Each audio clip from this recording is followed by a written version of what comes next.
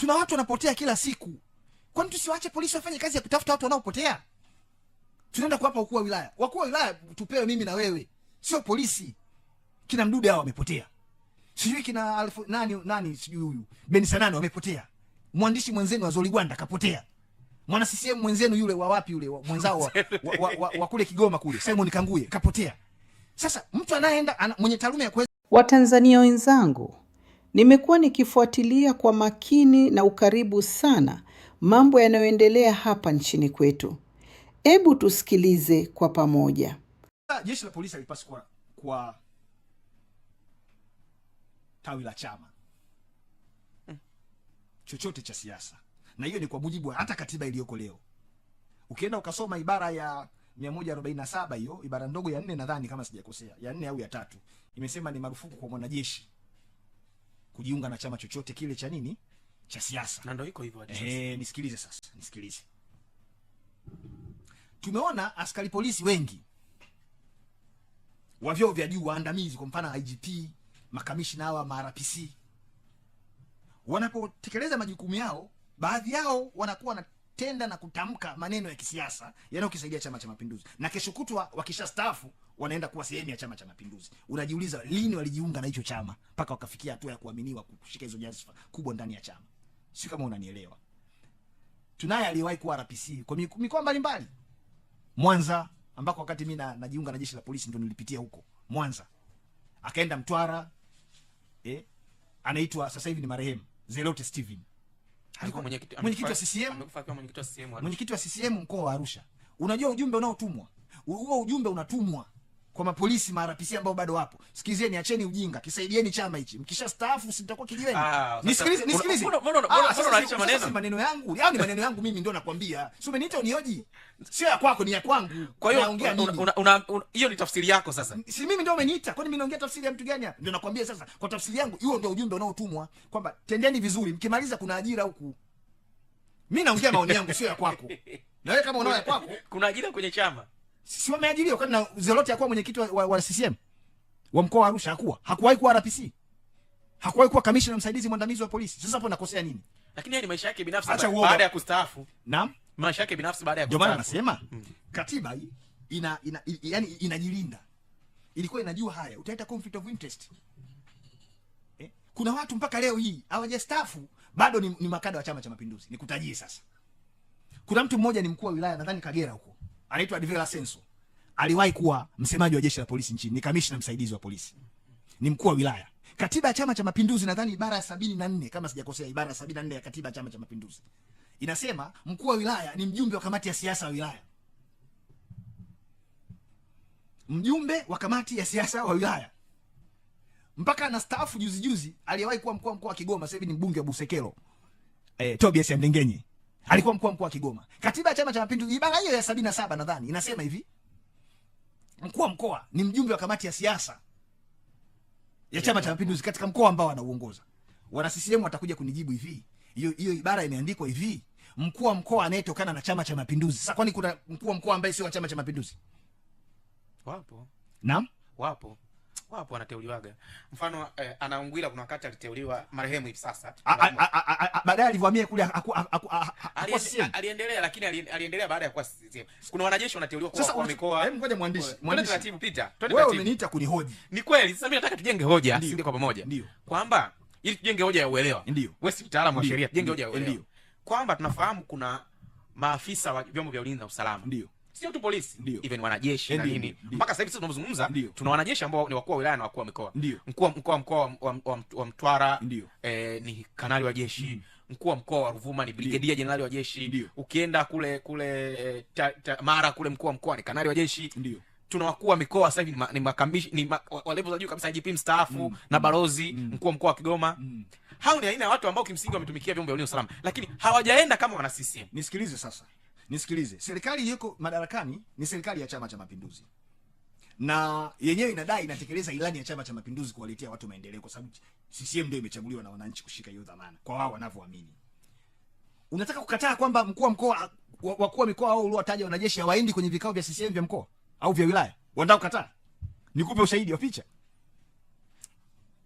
Hakuna mkuu wa mkoa yoyote au mkuu wa wilaya yoyote ambaye hahudhurii vikao vya kamati zozote zile za Chama cha Mapinduzi kwenye eneo lake. Na ndio maana nakwambia kitendo cha kuhudhuria kinamfanya yeye mwana CCM, kwa sababu kama sio mwana CCM anaingiaje kwenye hicho kikao? Na katiba ya CCM inasema ukishakuwa mkuu wa wilaya unakuwa ni mjumbe wa kamati ya siasa ya wilaya. Ukishakuwa mkuu wa mkoa unakuwa ni mjumbe wa kamati ya siasa ya mkoa. Na vikao vingine, mkutano mkuu wa CCM wa mkoa, mkutano mkuu wa CCM wa wilaya, kamati secretariat unaingia mle. Sasa unachaje kuwa CCM? Na wakati huo bado wewe ni kanali wa jeshi. Wakati huo bado wewe ni kamishna msaidizi wa polisi. Ndio maana nasema haya mambo tusipoyazungumza kwa uwazi bila unafiki hatuwezi kutoka hapa. Ndio maana unaona hata juzi mzee Warioba ambaye anaaminika na kuheshimika sana anasema polisi ndio inaendesha nchi. Na mifano ndio, kwani tumekosa kweli vijana wanamaliza chuo kikuu wapi huko tukawaajiri pale tukawapa wanachama wa CCM wakawa wakuu wa wilaya? Tunashindwa mpaka tukachukua wanajeshi, tukachukua mapolisi ambao kazi yao kimsingi kwa mujibu wa katiba na sheria ni ulinzi. Wakalinde huko. Tuna watu wanapotea kila siku. Kwani tusiwaache polisi wafanye kazi ya kutafuta watu wanaopotea? Tunaenda kuwapa wakuu wa wilaya. Wakuu wa wilaya tupewe mimi na wewe, sio polisi. Kina Mdude hao wamepotea. Sijui kina nani sijui huyu Ben Sanani wamepotea. Mwandishi mwenzenu wa Zoligwanda kapotea. Mwana CCM mwenzenu yule wa wapi yule mwenzao wa kule Kigoma kule Simon Kanguye kapotea. Sasa mtu anayeenda mwenye taaluma ya kuweza kuwatafuta hawa watu na kuhakikisha wanapatikana wanarudi ni polisi. Juzi hapa tumeambiwa nchi hii iliingiliwa na watu wakati wa uchaguzi kutoka nje, wakaja kuandamana hapa wakafanya vurugu. Mipaka ya nchi inalindwa na wanajeshi. Tuwaache wanajeshi walinde mipaka, tusivamiwe, tuwe salama. Wakuu wa wilaya hakuna mwanajeshi amejiunga jeshi kwa lengo la kwenda kuwa mkuu wa mkoa baadaye. Kwa hiyo ndio maana nikakwambia ujumbe unaotumwa ni kwamba wewe mwanajeshi wewe au wewe polisi ulioko huku mwenye kiherehere unajifanya unasimamia sana katiba na sheria. Si utastaafu? Sawa, wewe komaa. Ukistaafu na shida kusahau mazima. Ila wenzako unaona kastaafu jana, sio leo mkuu wa mkoa. Endelea kula. Yaani dhana ya kustaafu katika nchi ya Tanzania imepoteza maana kabisa. Ukishastaafu eneo moja, maana yake unatakiwa ustaafu maeneo yote, kapumzike kalewa jukuu. Mtu kasha staafu jeshi miaka 60. Sio. Hajakaa sawa balozi. Hajakaa sawa mkuu wa mkoa. Vijana wanamaliza shule, hakuna ajira nyingine. Wanaangalia na wenyewe hizo pengine waje wapate, mnawaambia wakajiajiri. Mbona nyinyi mnashindwa kujiajiri kwa miaka yote hiyo? Kwa mimi ninachokisema hapa ni kile ambacho kimeandikwa kwenye sheria. Mimi situngi maneno yangu hapa. Kile kilichoandikwa kwenye sheria tukiheshimu. Katiba yetu hii hata isipobadilishwa, ibara ya 26 ibara ndogo ya kwanza inasema kila mtu anao wajibu wa kuheshimu na kutii katiba ya nchi. Na ibara ya 26 ibara ndogo ya pili imetoa wajibu kwamba kila mtu anao wajibu wa kuchukua hatua pale ambapo anaona katiba inavunjwa, imevunjwa au inaelekea kuvunjwa. Sasa hii kutetea mwanajeshi kwa mkuu wa wilaya unatetea, wakati akishakuwa mkuu wa wilaya anakuwa mwana CCM. Hilo ni eneo la kwanza ambalo umeliona kwamba lina mapungufu. Ndio. Eneo jingine ambalo unahisi kwamba pengine lina mapungufu. Polisi wanahitaji elimu sana ya sheria na haki za binadamu. Kwa sababu sheria zetu zote kuanzia katiba na sheria nyingine hamna pahala zimesema kazi ya polisi ni kukamata watu na kuwaua na kuwatesa. Wako mapolisi wengi tu wamefikishwa mahakamani, wengine kwa kuua watu. Sasa unajiuliza polisi mwenye taaluma, mwenye uzoefu, mwenye cheo kikubwa tu, anayeaminiwa na jamii yake, anawezaje kukamata na kumuua binadamu wenzake? Licha tu hata ya huo polisi, hata asingekuwa polisi. Polisi unawezaje kumkamata mtu ukamtesa mtu? Kwa ajili gani? Unamtesa mtu wa nini? Umeambiwa wewe kamata, peleka kwenye mkondo wa sheria, kule ndio atakapoenda kushughulikiwa. Na baadaye adhabu yake ipo, na sheria imeweka hadi na adhabu ya mtu ambaye anavunja sheria. Wewe unajipa mamlaka ya kuwapa watu adhabu, wewe ni nani? Kwa hiyo unagundua inawezekana kuna shida kidogo ya afya ya akili mahala fulani hivi. Kabisa. Angalia wale jamaa waliokodiwa kaenda kumlawiti yule binti wa Yombo yule. Ile kesi nilihusika sana katika kupiga kelele ili yule afande aweze kushughulikiwa. Hivi wewe unawezaje kufanya kitendo kama kile kama una akili timamu? Ndio maana wale walikuwa wameshakunywa makonyagi, mabangi, wameshavuta sana ndio wakafanya kile kitendo cha kinyama. Sasa tunahitaji kuhakikisha kwamba sifa moja ya askari wetu, na sio kwenye polisi tu, kwenye jeshi lolote, lazima awe na utimamu wa akili. Mimi wakati naajiriwa kuwa mlinzi wa jeshi la polisi, kwa bahati mbaya sasa sikupimwa akili. Sikupimwa akili. Na kwa wengine wote ambao nilikuwa na hawakupimwa akili. Na kwenye jamii wako watu ambao wana akili ndogo. Wako watu ni vichaa, wapo. Ndio maana unataka kutuma ujumbe gani? Nataka kutuma ujumbe kwanza. Sifa ya kwanza iwe kupimwa akili. Una akili timamu? Ukishakuwa na akili timamu unaweza kufanya maamuzi sahihi, kwa Kiingereza wanaita rational decisions. Huwezi kwenda kuua mtu afu ukasema wewe ni mtaalamu kwenye hiyo kazi unayoifanya. Huwezi kutesa watu, huwezi kubambikizia watu kesi. Mtu akiteseka unapata faida gani? Yaani unamchukua mtu unamtesa. Ukitoka hapo wewe unaenda kulala maisha ya shida, mshahara mdogo sana. Yaani ustawi wako ni mbovu. Mimi nimelala pale nyumba za mbwa pale Kurasini, bado zipo pale. Zile nyumba zipo, nyumba za mbwa, dog section pale. Na wako watu wanaishi pale. Sasa unajiuliza, yani wewe unamtesa huyu kwa ajili gani? Sheria imekupa mamlaka, imekupa nguvu, imekupa na wajibu, imekuelekeza shughulika na huyu mtu kwa namna gani. Na kuna swala moja leo nataka nilizungumze hapa.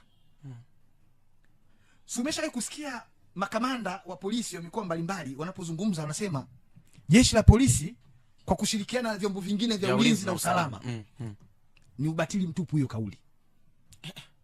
Ukimaanisha nini? Nisikilize kwa makini sasa ujifunze.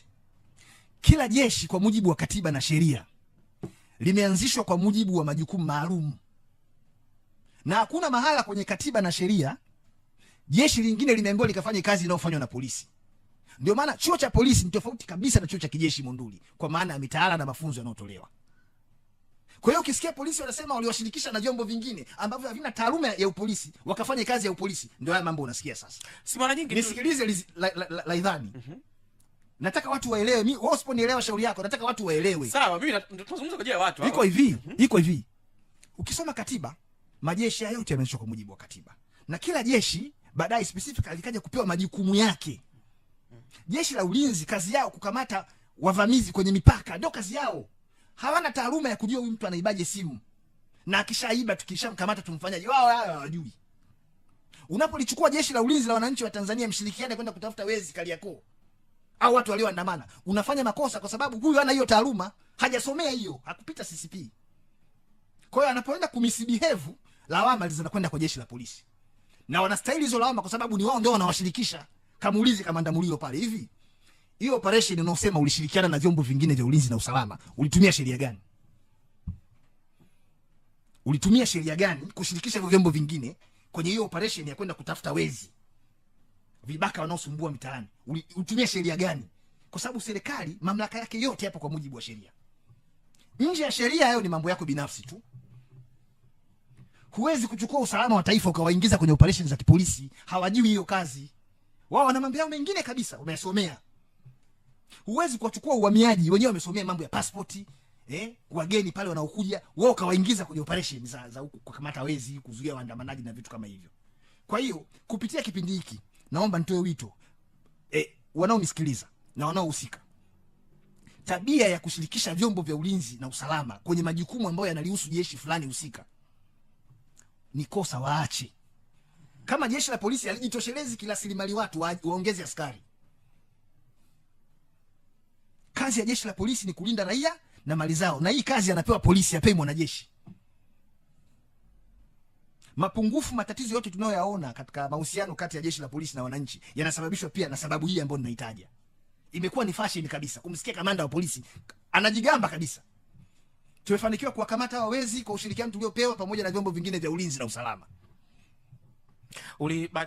Bila shaka kutokana na taaluma yako ulipitia kwa karibu sana ripoti ya Tume ya Haki Jinai ambayo iliongozwa na Jaji Chande.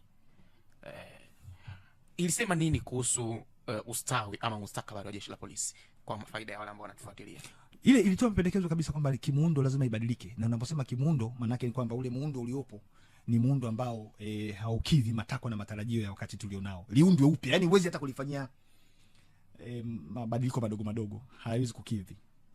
Sasa kufanya hayo mabadiliko kwa mujibu wa ripoti ile, maana yake lazima uende ukaguse katiba. Na mimi nawashukuru kwenye ile tume waliongea mambo mengi ambao mengine rais aliyatolea majibu moja kwa moja papo kwa papo kwamba swala la kuvunja jeshi la polisi kuliunda upya, hiyo hamna.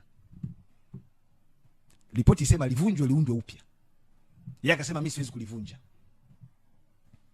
Kwa hiyo kama tayari tuna ultimatum, ni unless tumsikie mheshimiwa rais mwenyewe anasema, jamani, mimi kwa mujibu wa mamlaka nilionayo na kama mlinzi namba 1 wa katiba ninaruhusu mabadiliko ya katiba ya Tanzania kwa madhumuni ya kufanya mabadiliko mbalimbali kwenye mifumo yetu ya kiutawala tulionayo ya kikatiba na sheria, ili jeshi la polisi pia tuwe nalo jipya kabisa, ingawa katika sehemu pia ahadi zake ni kwa miaka hii 5 ya uongozi wake ni mabadiliko pia ya katiba. Kwa hiyo inawezekana ikawa ni lipo pia ndani yake.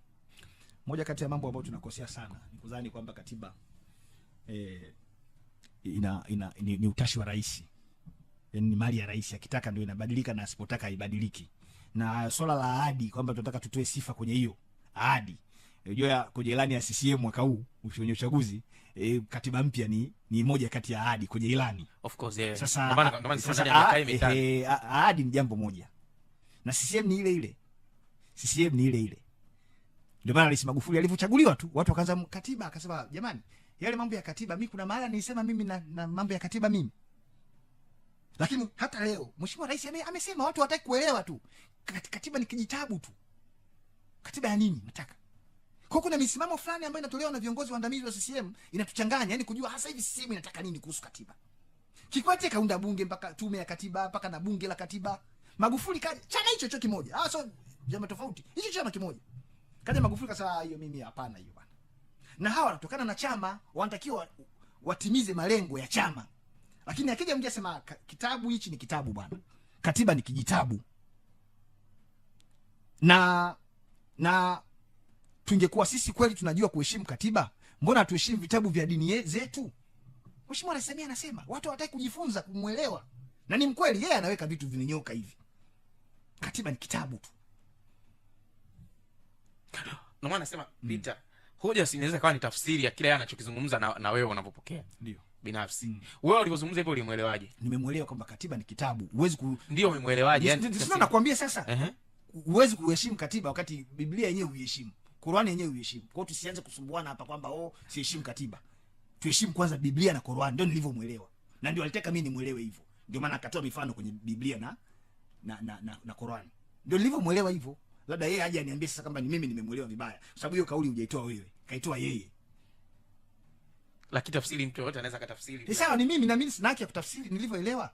Ndio maana mwalimu anafundisha pale darasani, alafu mwisho wa siku aliyemuelewa anakuwa wa kwanza, asiyemuelewa anakuwa wa mwisho. Lakini wote mlikuwa darasani. Hoja yetu ni kwamba sisi kupitia ilani yao aliahidi kwamba ndani ya miaka 5 swala la katiba mpya itakuwa ni miongoni mwa vipaumbele vyake vya kwanza. Kwa hiyo kwa kauli ni kama una imani na hiyo utekelezaji wake. Kwani wewe una tatizo na ahadi za CCM? CCM wameahidi mambo mangapi? Wamefanya mangapi? Si walituahidi hata uchaguzi utakuwa huru na wa haki. Walituahidi hapa kwamba uchaguzi utakuwa huru na wa haki. Sina shida mimi na ahadi, mimi na shida na mambo yaliyopo kwenye ground. Yapo au hayapo? Na mimi nashinda kuelewa tatizo liko sehemu gani. Si unaliona lile bunge lile pale. Kila mwaka linatunga sheria, linabadilisha sheria, linatuletea sheria mpya. Lakini hiyo ni uthibitisho kwamba sheria tunazozibadilisha tunazotunga zingine zimepitwa na wakati ama zinahitajika zingine mpya kwa wakati tulionao. Linapokuja swala la katiba. Linapokuja swala la katiba, yani unaona kabisa tunataka hadi kugombana. Ukisema tu katiba mpya ni shida kabisa. Afisa unajiuliza, hii katiba ikiwa mbovu, ndugu yangu Raidhani, anayeathirika sio mimi peke yangu. Katiba ikiwa mbovu, kesho kuna masuala yanakuja yanatugusa wote. Mabarabara mabovu, sio mimi peke yangu, na CCM wanapita kwenye hizo barabara. Utawala wa sheria unapokosekana, watu wanabambikiziwa makesi, watu wanakula rushwa, wanajilimbikizia mali, wanakuwa mafisadi, siathiriki mimi peke yangu. Kwa hiyo kuna watu wanadhani labda pengine tukingangania hii katiba iliyopo peke yake, labda watakuwa wanakomoa watu wanaotaka katiba mpya. Wanajidanganya. Sisi tunataka muda wetu wa kuishi ukifika hapa. Muda wetu wa kuishi ukiisha, tutaondoka. Wakija wengine watusifu tulitimiza wajibu wetu kwa kuwaachia na wenyewe mazingira bora ya kuja kuishi. Sasa unangangania katiba lenyewe libovu, linajichanganya huku na huku. Tubadilishe, usema hapana. Katiba ni kitabu. Tuheshimu kwanza Qur'an. Je, mwenzangu, umejifunza nini